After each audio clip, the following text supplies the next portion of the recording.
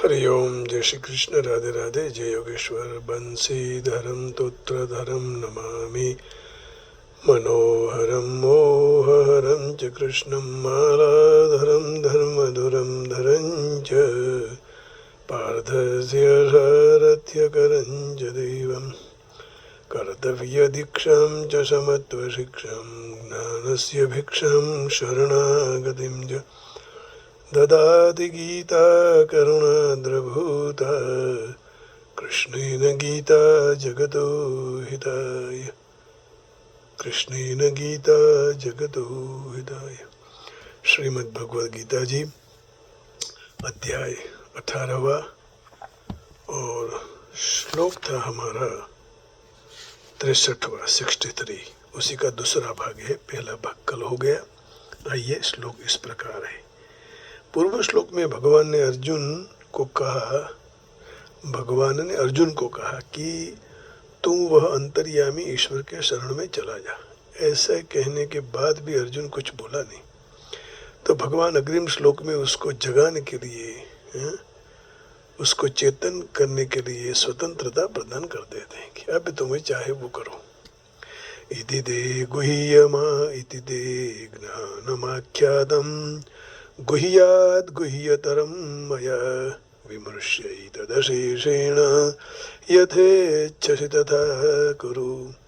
इति ते ज्ञानमाख्यातं गुह्याद् गुह्यतरं मया विमृश्यै तदशेषेण यथेच्छसि तथा कुरु।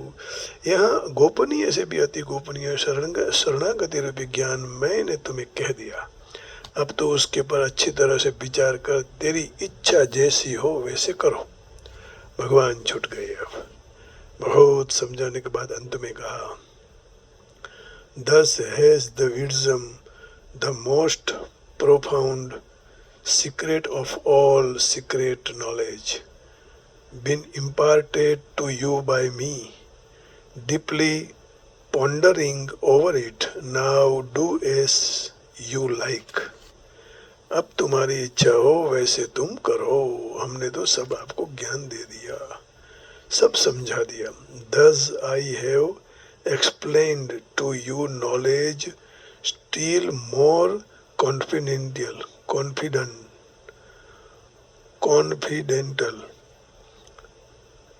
deliberate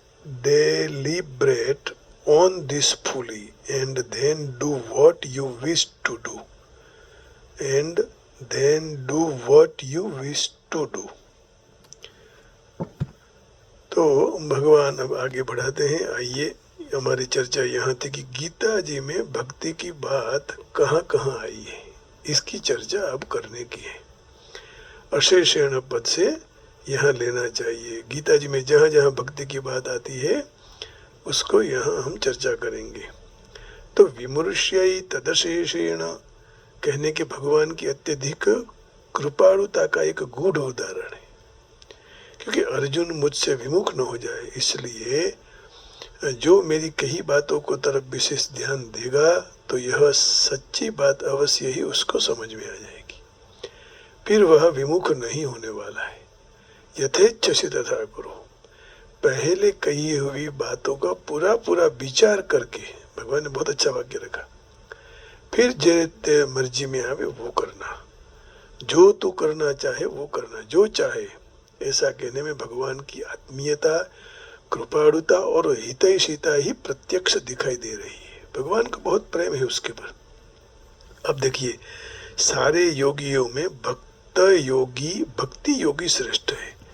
6ठे अध्याय के 47वें श्लोक में भगवान ये कह रहे हैं कि भक्ति योगी, जो भक्त है वही श्रेष्ठ है। योगिनामपि सर्वेषां मद्गतेनान्तरात्मना श्रद्धावान भजते यो मां समे युक्ततमो मतः। सारे योगियों में भी जो श्रद्धावान भक्त मुझ में जुड़े हुए मन से मुझे निरंतर भजता है, वही योगी मेरे मत के मुताबिक श्रेष्ठ है। मेरे हिसाब से वही श्रेष्ठ है। योगिनामपि सर्वेषां मद्गतेनान्तरात्मना श्रद्धावान् भजते यो मां समे युक्ततमो मतः।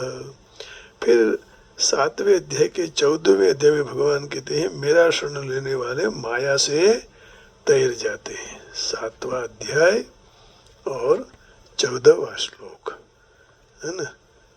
मम माया दुरत्यया दैवी एषा गुणमयी, दैवी एषा गुणमयी मम माया दुरत्यया मामेव ये प्रपद्यन्ते माया मेताम तरन्ति। ये कहा भगवान ने, क्योंकि मेरी यह अलौकिक त्रिगुणमयी माया पार करनी बहुत कठिन है, परंतु जो मनुष्य मात्र मेरा शरण स्वीकार लेते हैं तो वह मेरे माया को तैर जाते हैं। दैवी एषा गुणमयी मम माया दुरत्यया मामेव ये प्रपद्यन्ते मायामेतं तरन्ति। फिर कहते हैं सब कुछ वासुदेव ही है। इस तरह मेरा माने भगवान का शरण लेने वाला महात्मा अत्यंत दुर्लभ है। वासुदेवः सर्वमिति स महात्मा सुदुर्लभः। ऐसे समाज में आज कहाँ संसार में मिलते हैं कि जो भगवान को ही सब कुछ माने। बहूनां जन्मनां अन्ते ज्ञानवान् मां प्रपद्यते वासुदेवः सर्वमिति स महात्मा सुदुर्लभः। बहुत जन्मों के बाद अंतिम जन्म में अर्थात मनुष्य जन्म में सब कुछ वही वासुदेव ही है। ऐसा भाव जो ज्ञानी रखकर मुझे भजते हैं, शरण में आते हैं, शरण हो जाते हैं, वह महात्मा ऐसे दुर्लभ है। फिर आगे भगवान कहते हैं अनन्य भक्ति से मैं सुलभ हूँ। अनन्य भक्ति से मैं सुलभ हूँ। 8वें अध्याय का 14वें श्लोक में भगवान कहते हैं अनन्याश्चिन्तयन्तो मां ये जनाः पर्युपासते तेषां नित्याभियुक्ता तस्याहं सुलभः पार्थ नित्यं युक्तस्य योगिनः। यह अलग श्लोक है। अनन्यचेतः सततं यो मां स्मरति नित्यशः तस्याहं सुलभः पार्थ नित्ययुक्तस्य योगिनः।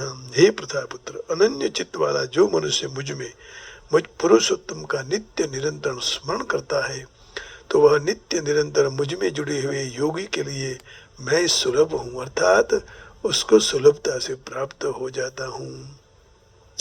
अब भगवान क्या कहते हैं, अनन्य भक्ति से परम पुरुष की प्राप्ति होती है। 8वें अध्याय के 22वें श्लोक में भगवान ये कह रहे हैं पुरुषस्य परः पार्थ भक्त्या लभ्यस्त्वनन्यया यस्यान्तस्थानि भूतानि येन सर्वमिदं ततम्। तो भक्ति से ही भगवान मिलते हैं। ये प्रथापुत्र अर्जुन, सब प्राणी जिसके अंतर्गत है, ऐसे जिनसे सारा जगत परिपूर्ण है, ऐसे परम पुरुष परमात्मा तो अनन्य भक्ति से प्राप्त हो सकते हैं और कोई रास्ता नहीं है। दैवी संपत्ति के आश्रित महात्मा लोग अनन्य मन से मेरा भजन करते हैं, इसलिए करते हैं ना। 9वें अध्याय का 13वां श्लोक में भगवान कह रहे हैं महात्मानस्तु मां पार्थ दैवीं प्रकृतिमाश्रिताः भजन्त नन्य मनसो ज्ञात्वा भूतादिमव्ययम्। लेकिन ये प्रथानंदन, दैवी प्रकृति के आश्रित अनन्य मन वाले महात्माओं का मुझे सर्व प्राणियों को आदि अविनाशी समझकर मेरा भजन करते हैं। माने सब कुछ भगवान ही है। यही भाव से जो भजन करे, दृढ़ निश्चय वाले भक्त निरंतर कीर्तन करते और मुझे नमस्कार करते भक्ति पूर्वक मेरी उपासना करते हैं। 14वें श्लोक में सततम कीर्तयन्तो मां यतन्तश्च दृढ़व्रताः नमस्यन्तश्च मां भक्त्या नित्ययुक्ता उपासते। नित्य निरंतर मुझ में लगे हुए मनुष्य दृढ़ निश्चयी होकर प्रयत्न पूर्वक साधना में लगे हुए और अनन्य प्रेम से मेरे नाम और गुणों का कीर्तन करते हैं और मुझे बारंबार प्रणाम करते हैं, निरंतर मेरी उपासना करते हैं। तो फिर बोलते हैं भगवान अनन्य भक्त का योगक्षेम वहन भी मैं ही करता हूँ। अनन्याश्चिन्तयन्तो मां ये जनाः पर्युपासते तेषां नित्याभियुक्तानां योगक्षेमं वहाम्यहम्।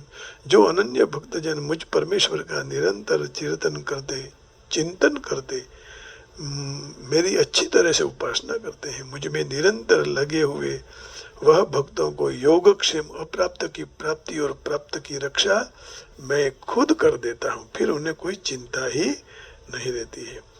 भक्त द्वारा प्रेम पूर्वक अर्पित पत्र पुष्प फल आदि भी मैं ले लेता हूँ।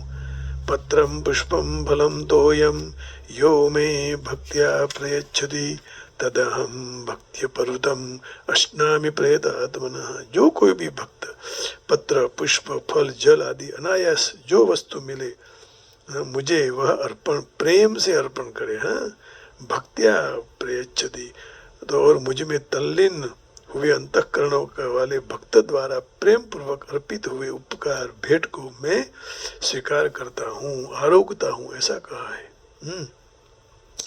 अब क्या कहते हैं भगवान आगे, तू जो करता है, हवन करता है, दान करता है, तप करता है, वो सब मुझे अर्पण कर। यत् करोसि यदस्नासि यज्जुहोसि ददासि यत् तपस्यसि कौन्तेय तत्कुरुष्व मदर्पणम। लेकिन भगवान ने शर्त रखी, भक्ति करो लेकिन जो कुछ भी करो मुझे अर्पण कर दो। कृष्णार्पणमस्तु।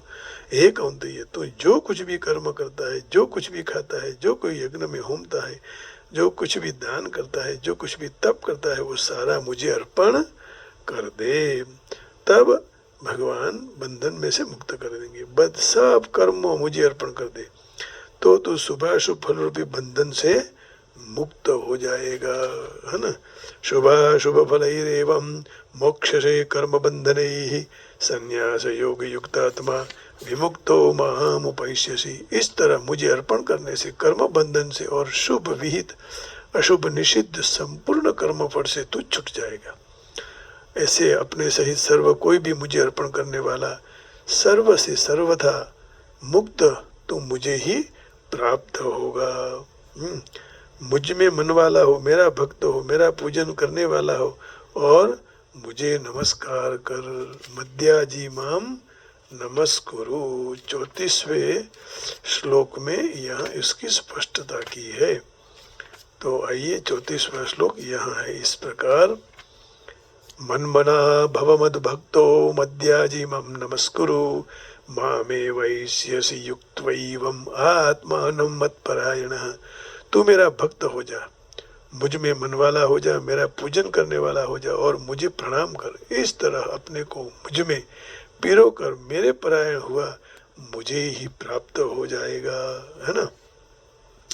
9वें अध्याय के 34वें श्लोक में भगवान ने कहा, अब सर्व प्रकार मुझ में लगे हुए भक्त का मैं अज्ञान दूर करता हूँ, जिससे वह मुझे प्राप्त हो जाता है।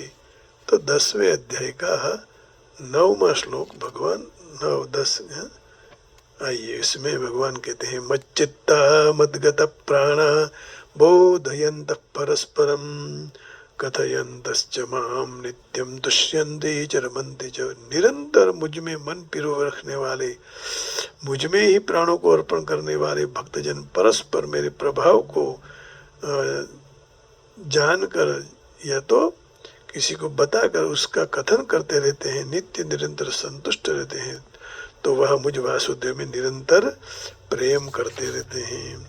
तेषां सतत युक्तानां भजतां प्रीतिपूर्वकं ददामि बुद्धि योगम तम येन माम उपयान्ति ते। तो निरंतर मुझ में पिरे हुए प्रेम पूर्वक मुझे भजने वाले भक्तों को मैं बुद्धि योग देता हूँ, जिससे वह भक्तों को मेरी ही प्राप्ति हो जाती है।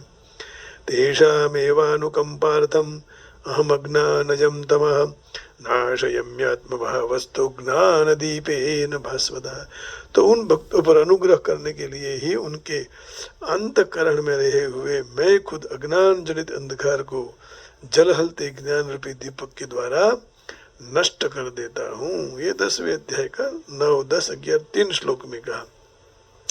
अनन्य भक्त से मैं देखी और जाने हूँ, देखी और जानी सका हूँ। वाह, भगवान कहते हैं दर्शन भी दे सकता हूँ, जाना भी जा सकता हूँ, मुझ में प्रवेश भी हो सकता है। 11वें अध्याय के 54वें श्लोक में, भक्त्या त्वनन्या शक्य अहमेवं विधो अर्जुन ज्ञातुम द्रष्टुम च तत्वेन प्रवेष्टुम च परंतप। हे परंतप शत्रुतापन अर्जुन, ऐसा चतुर्भुजधारी मैं अवतरानी ने भक्ति के द्वारा तत्व से जानने योग्य साकार रूपे देखने के लिए प्रवेश प्राप्त करने के लिए शक्य हूँ। केचित् केवलया भक्त्या वासुदेव परायण अघम धुन्वन्ति कार्ष्णेन निहारमिव भास्कर। अब कहते हैं आगे, अनन्य भक्ति वाला पुरुष ही मुझे प्राप्त हो जाता है। मत कर्म कृन् मत परमो मत भक्त संग वर्जिता निर्वैरः सर्वभूतेषु यस्य मामेति पांडव। हे पांडुपुत्र, जो मेरे लिए ही कर्म करने वाला, मेरे परायण, मेरा ही प्रेमी भक्त है और सर्वथा आसक्ति रहित है, सर्व प्राणी के प्रति वैर भाव से रहित है, ऐसा भक्त मुझे प्राप्त कर लेता है। ये 11वें अध्याय के 55वें श्लोक में कहा। मेरा भजन करने वाला भक्त अति उत्तम और योगी है। 12वें अध्याय का 2 श्लोक। सही बात है कि यहाँ घूमने की जगह केवल ईश्वरमय मुना मय्यावेश्य मनो ये माम नित्य युक्ता उपासते श्रद्धया परयोपेतास्ते में युक्त तमामता। मुझ में मन पिरोकर नित्य निरंतर मेरे भजन ध्यान में रचे पचे रहने वाले जो भक्तजन परम श्रद्धा भाव से युक्त होकर मुझ सगुण साकार की उपासना करते हैं, वे मेरे मत के हिसाब से सर्वश्रेष्ठ योगी है। 12वें अध्याय के 2 श्लोक में भगवान ने ये कहा, जो सर्व कर्म मुझे अर्पण करके मेरे परायण हो जाते हैं, उनका मैं जल्दी से उद्धार कर देता हूँ। 12वें अध्याय का 6 और 7वां। लेकिन भगवान के परायण होना जरूरी है। परायण और पारायण। ये तो सर्वाणि कर्माणि मयि सन्न्यस्य मत्पराः अनन्येनैव योगेन माम ध्यायन्त उपासते। परंतु जो संपूर्ण कर्म को मुझ में अर्पण करके मेरे परायण होकर अनन्य योग संबंध से मेरा ही निरंतर चिरंतन चिंतन करते मेरी उपासना करते हैं, मुझे प्राप्त हो जाते हैं। तो 12वें अध्याय का 6 और 7वां श्लोक भी यही कह रहे हैं। तेषामहं समुद्धरता मृत्यु संसार सागरात् भवामि न चिरात् पार्थ मय्यावेशित चेतसम्। हे पार्थ, मुझ में चित्त फिरने वाले वे भक्तों को मैं सत्वरे मृत्यु रूपी संसार सागर में से उद्धार करने वाला बन जाता हूँ। तो मुझ में ही मन और बुद्धि को अर्पण कर दे तो मेरी प्राप्ति हो जाएगी। मय्येव मनाधत्स्व मयि बुद्धिं निवेशय निवसिष्यसि मय्येव अत ऊर्ध्वं न संशयः। तो मुझ में मन को स्थिर कर और मुझ में ही बुद्धि को जोड़ दे, फिर तू मुझ में ही निवास करेगा। एवं लेश मात्र उसमें संशय नहीं है। अव्यभिचारी भक्ति योग से मनुष्य गुणातीत हो जाता है। अव्यभिचारी माने भगवान के सिवाय और कोई नहीं। व्यभिचारी माने इधर इधर घूमना, अलग अलग भगवान को पकड़ना। 14वें अध्याय के 26वें श्लोक में भगवान ये कहते हैं कि एक ही शरण माम च यो व्यभिचारेण भक्ति योगेन सेवते सगुणान समतीत्यैतान ब्रह्म भूयाय कल्पते। और जो मनुष्य अव्यभिचारी भक्ति योग से मेरा सेवन करता है तो वह तीनों गुणों को पार करके ब्रह्म को प्राप्त करने के लिए योग बन जाता है, योग्य बन जाता है। अब सर्व भाव से मेरा भजन करने वाला भक्त सर्वविद है। 15वें अध्याय के 19वें श्लोक में भगवान कहते हैं कि मेरा भक्त सर्व भाव से मुझे भज ले तो वह सर्वविद है। यो मामेव सम्मूढ़ो जानाति पुरुषोत्तमं स सर्वविद भजति मां सर्वभावेन भारत। हे भरतवंशी अर्जुन, इस तरह जो मोह रहित मनुष्य मुझे पुरुषोत्तम स्वरूप में जानता है तो वह सर्वज्ञ सर्व तरह से मेरा ही भजन करता है। यह पूरी सारी लंबी यात्रा भगवान ने यहाँ किसको भगवान मैं किसको प्राप्त होता हूँ ये सारा समझाया। वक्ष्याम्य शेषतः 7वें अध्याय के 2 श्लोक में भगवान ने ये कहा, वक्ष्यामि अशेषतः। तो यह अशेषतः का अर्थ जो लिया ये यहाँ स्पष्टीकरण कर लेंगे, क्योंकि भगवान ने अभी भी यहाँ भी कहा ना, अशेषेण विमृश्य अशेषेण, कोई बाकी न रह जाए ऐसे तुम चिंतन करके कहो। तो ज्ञानम तेहम सविज्ञानम इदम वक्ष्याम्यशेषतः, अशेषतः संपूर्ण पड़े, यज्ञात्वा नेय भूयो निर्ज्ञातव्यम अवशिष्यते।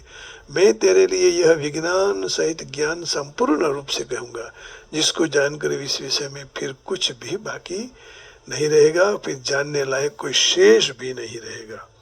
ये भगवान ने वक्ष्याम्य शेषतः कहा, और यहाँ कहा इति ते गुह्यमाख्यातम गुह्यात् गुह्यतरम मया विमृश्यै तदशेषेण यथेच्छसि तथा कुरु। कुछ बाकी नहीं रखा मैंने, सारा तुमको कह दिया। तो इदम तो ते गुह्यतमम प्रवक्ष्याम्यनसूयवे। अब ये 9वें अध्याय के प्रथम श्लोक में भगवान ये कह रहे हैं कि भाई मैं कुछ बाकी रखने वाला नहीं हूँ, सब तुम्हें कह दूंगा।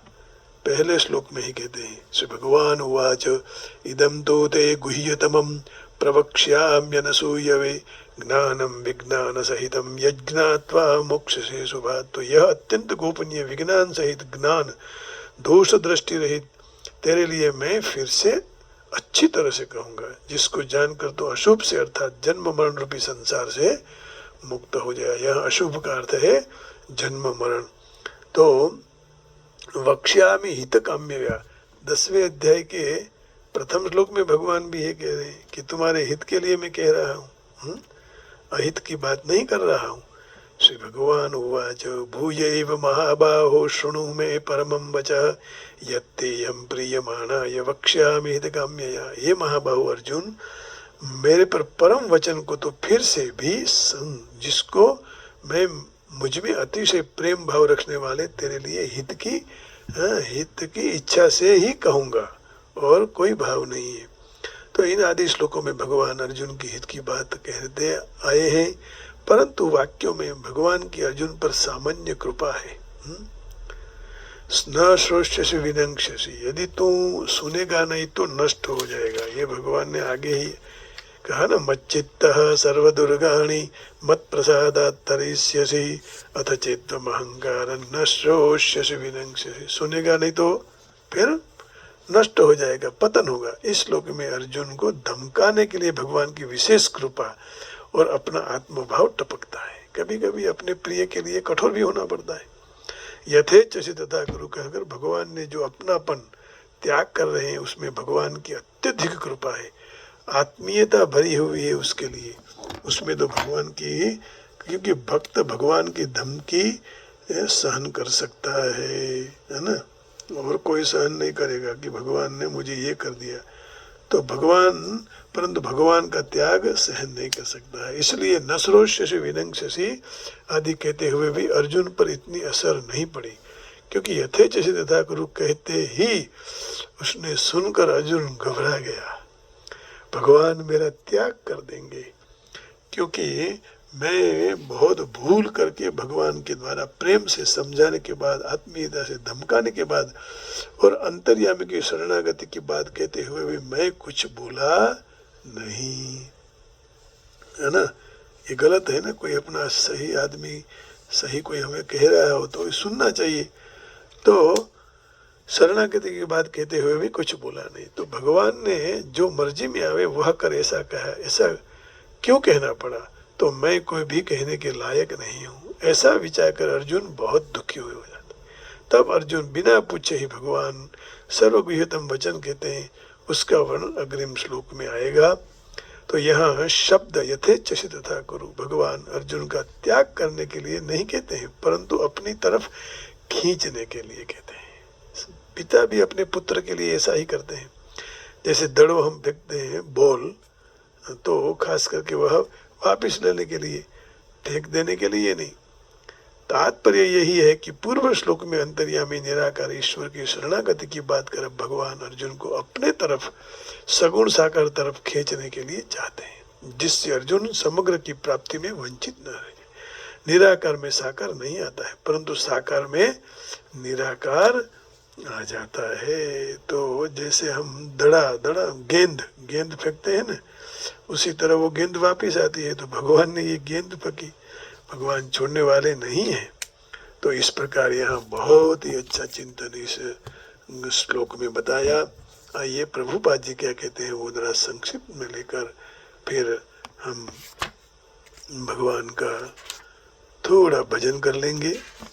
श्लोक था हमारा 63वां, है ना। तो यहाँ इस तरह गुह्यतम ज्ञान की विशेष समझ दे दी और इस विषय पूरा मनन करके फिर तेरी इच्छा हो वैसे कर। भगवान ने अर्जुन को पहले अगाऊ ब्रह्मभूत विषय ज्ञान दिया था। जो मनुष्य इस ब्रह्मभूत अवस्था में होता है तो वह प्रसन्न होता है, वह शोक नहीं करता, वस्तु की इच्छा नहीं करता। ऐसे होने का कारण गुह्य ज्ञान है।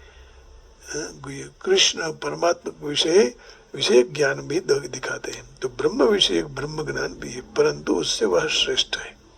तो इस श्लोक में यथेच्छसी दशा करो, तारी इच्छा हो तेम कर।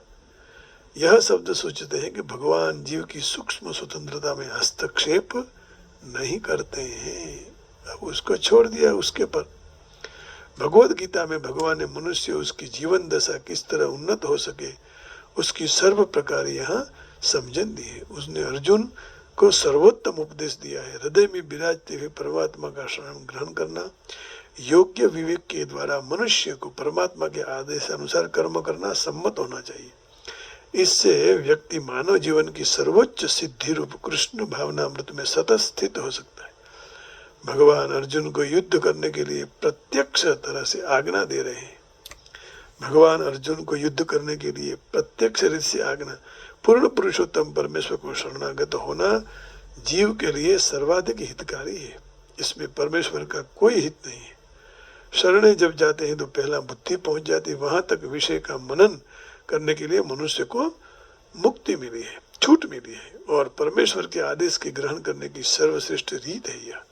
ऐसा आदेश कृष्ण के प्रतिनिधि रूप गुरु के माध्यम के द्वारा मिल जाता है। तो इति ते ज्ञानमाख्यातम् गुह्यात् गुह्यतरं मया विमृश्य तदशेषेण यथेच्छसि तथा कुरु। तो क्या करना चाहिए?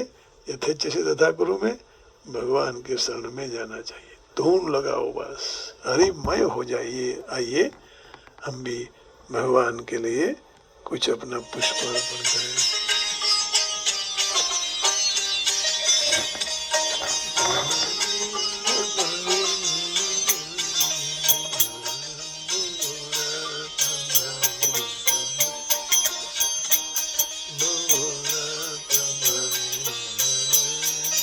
हर हर घोड़ा शंभो तमरी धुन, हर हर घोड़ा शंभो तमरी धुन, तारी धुन लगी घोड़ा तारी धुन, तारी धुन लगी घोड़ा तारी धुन, हर हर घोड़ा शंभो तमरी धुन, हर हर घोड़ा शंभो तमरी धुन।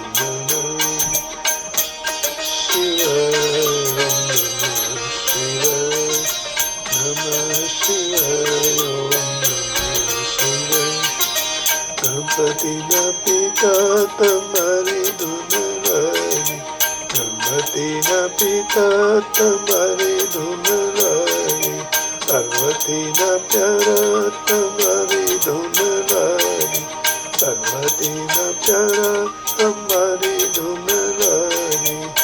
नमः शिवाय ओम नमः शिवाय, नमः शिवाय ओम नमः शिवाय।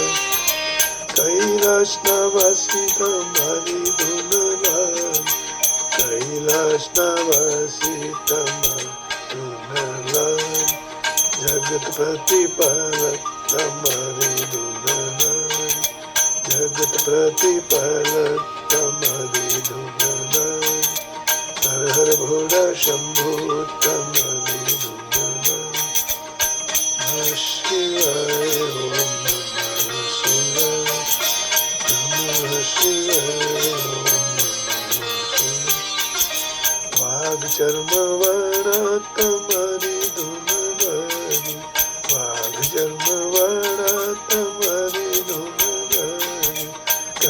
कमंडलवाला तुम्हारी धुन रानी, कर्म कमंडलवाला तुम्हारी धुन रानी। नमः शिवाय, नमः शिवाय, नमः शिवाय। आत्मा त्रिशूलवाला तुम्हारी धुन रानी, आत्मा त्रिशूलवाला तुम्हारी धुन रानी, आत्मा डमरूवाला तुम्हारी धुन रानी, आत्मा डमरूवाला तुम्हारी धुन रानी। तारी धुन लगी वाला तारी धुन रानी, तारी धुन लगी वाला तारी धुन रानी। हर भोला शंभो तुम्हारी धुन रानी, हर भोला शंभो तुम्हारी धुन रानी। नमः शिवाय, ओम नमः शिवाय, नमः शिवाय, ओम नमः शिवाय, नमः शिवाय, ओम नमः शिवाय, नमः शिवाय, ओम नमः शिवाय,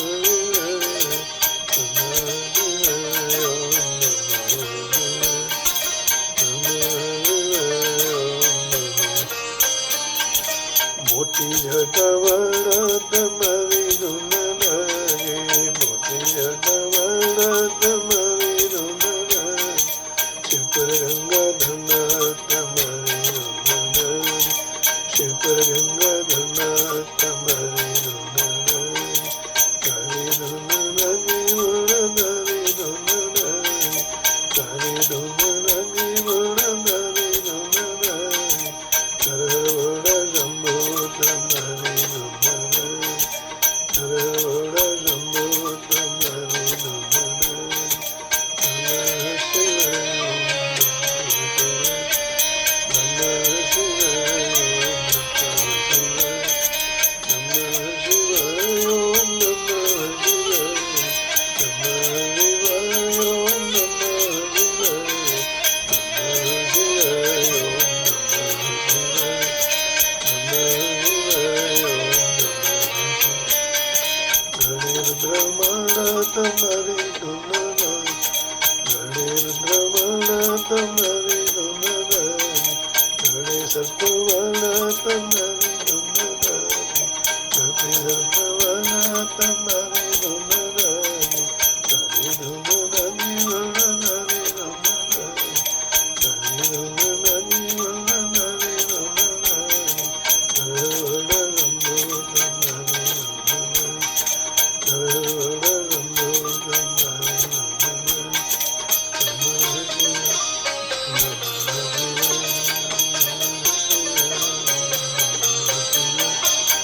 नमः शिवाय, नमः शिवाय, नमः शिवाय, ओम नमः शिवाय, नमः शिवाय, ओम नमः शिवाय, नमः शिवाय, ओम नमः शिवाय, नमः शिवाय, ओम नमः। अंगे भगवाला तुम्हारी धुन रानी, अंगे भगवाला तुम्हारी धुन रानी। नीलकंठवाला दादा तुम्हारी धुन रानी, नीलकंठ दादा तुम्हारी धुन रानी। तारी धुन लगी वाला तारी धुन रानी, तारी धुन लगी वाला तारी धुन रानी। हर भोला शंभो तुम्हारी धुन रानी, हर भोला शंभो तुम्हारी धुन रानी। नमः शिवाय, ओम नमः शिवाय, नमः